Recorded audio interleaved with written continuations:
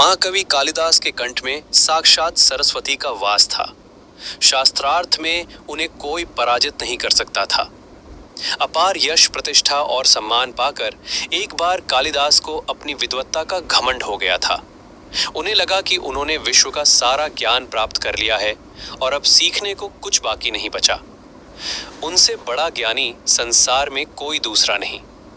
एक बार पड़ोसी राज्य से शास्त्रार्थ का निमंत्रण पाकर कालिदास विक्रमादित्य से अनुमति लेकर अपने घोड़े पर रवाना हुए। गर्मी का मौसम था, धूप काफी तेज और लगातार यात्रा से कालिदास को प्यास लगाई। थोड़ी तलाश करने पर उन्हें एक टूटी झोंपड़ी दिखाई दी। पानी की आशा में वो उस ओर बढ़ चले। झोंपड़ी के सामने एक कुआं भी था। कालिदास ने सोचा कि कोई झोंपड़ी में हो तो उससे पानी देने का अनुरोध किया जाए। उसी समय झोंपड़ी से एक छोटी बच्ची मटका लेकर निकली। बच्ची ने कुएं से पानी भरा और वहां से जाने लगी। कालिदास उसके पास जाकर बोले, बालिके, बहुत प्यास लगी है, जरा पानी पिला दे। बच्ची ने पूछा, आप कौन हैं? मैं आपको जानती भी नहीं, पहले अपना परिचय दीजिए। कालिदास को लगा कि मुझे कौन नहीं जानता भला, मुझे परिचय देने की क्या आवश्यकता। फिर भी प्यास से बेहाल थे तो बोले, बालिके, अभी तुम छोटी हो इसलिए मुझे नहीं जानती। घर में कोई बड़ा हो तो उसको भेजो, वह मुझे देखते ही पहचान लेगा। मेरा बहुत नाम और सम्मान है दूर दूर तक। मैं बहुत विद्वान व्यक्ति हूँ। कालिदास के बड़बोलेपन और घमंड भरे वचनों से अप्रभावित बालिका बोली, आप असत्य कह रहे हैं।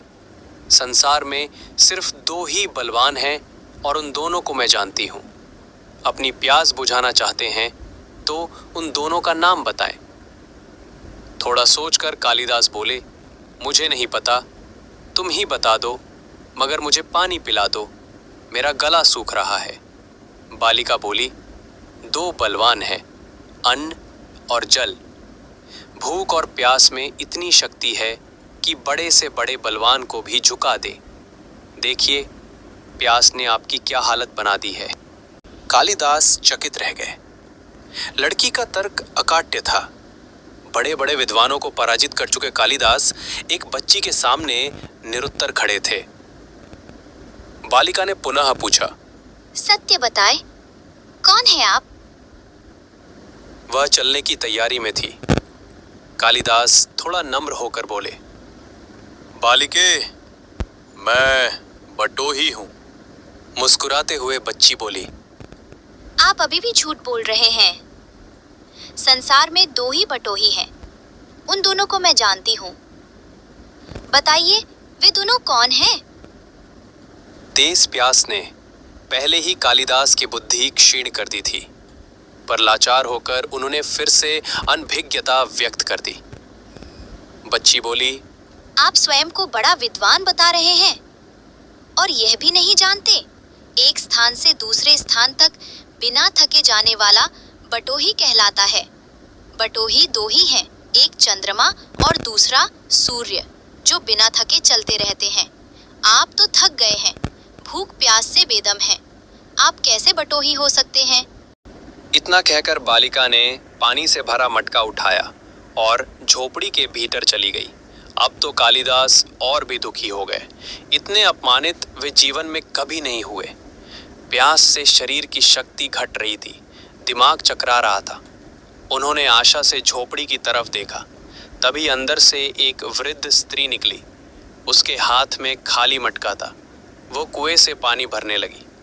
अब तक काफी विनम्र हो चुके कालिदास बोले, माते, पानी पिला दीजिए, बड़ा पुण्य होगा। स्त्री बोली, बेटा, मैं तुम्हें जानती नहीं, अपना परिचय दो, मैं अवश्य पानी पिला दूंगी। कालिदास ने कहा, मैं मेहमान हूँ, कृपया पानी पिला दे। स्त्री बोली, तुम मेहमान कैसे हो सकते हो? संसार में दो ही मेहमान हैं, पहला धन और दूसरा यौवन। इन्हें जाने में समय नहीं लगता।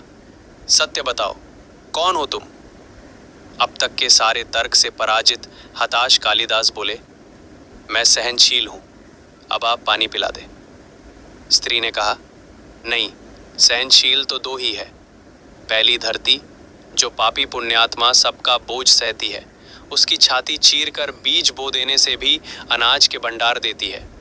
दूसरे, पेड़ जिनको पत्थर मारो फिर भी मीठे फल देते हैं। तुम सहनशील नहीं। सच बताओ, तुम कौन हो?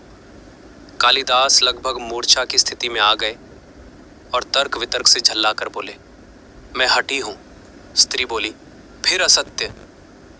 हठी तो दो ही हैं, पहला नक और दूसरे केश। कितना भी काटो बार बार निकल आते हैं। सत्य कहें, ब्राह्मण कौन है आप? पूरी तरह अपमानित और पराजित हो चुके कालिदास ने कहा, फिर तो मैं मूर्ख ही हूं। नहीं, तुम मूर्ख कैसे हो सकते हो? मूर्ख दो ही हैं, पहला राजा जो बिना योग्यता के भी सब पर शासन करता है, और दूसरा दरबारी पंडित जो राजा को प्रसन्न करने के लिए गलत बात पर भी तर्क करके उसको सही सिद्ध करने की चेष्टा करता है। कुछ बोल न सकने की स्थिति में कालिदास वृद्धा के पैर पर गिर पड़े और पानी की याचना में गिड़गिड़ाने लगे। वृद्धा ने कहा, उठो वत्स। आवाज सुनकर कालिदास ने ऊपर देखा तो साक्षात माता सरस्वती वहां खड़ी थी।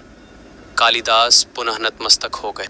माता ने कहा, शिक्षा से ज्ञान आता है, ना कि अहंकार। तूने शिक्षा के बल पर प्राप्त मान और प्रतिष्ठा को ही अपनी उपलब्धि मान लिया और अहंकार कर बैठे। इसलिए मुझे तुम्हारे चक्षु खोलने के लिए ये स्वांग करना पड़ा। कालिदास को अपनी गलती समझ में आ गई और भर पेट पानी पीकर वे आगे चल पड़े। मित्रों, इस कहानी से ये शिक्षा मिलती है कि हमें कभी भी अपने ज्ञान का अहंकार नहीं करना चाहिए और दूसरे के ज्ञान को भी कमतर नहीं आंकना चाहिए। दोस्तों, आपको कालिदास की कहानी कैसी लगी? कमेंट में अवश्य लिखें। धन्यवाद।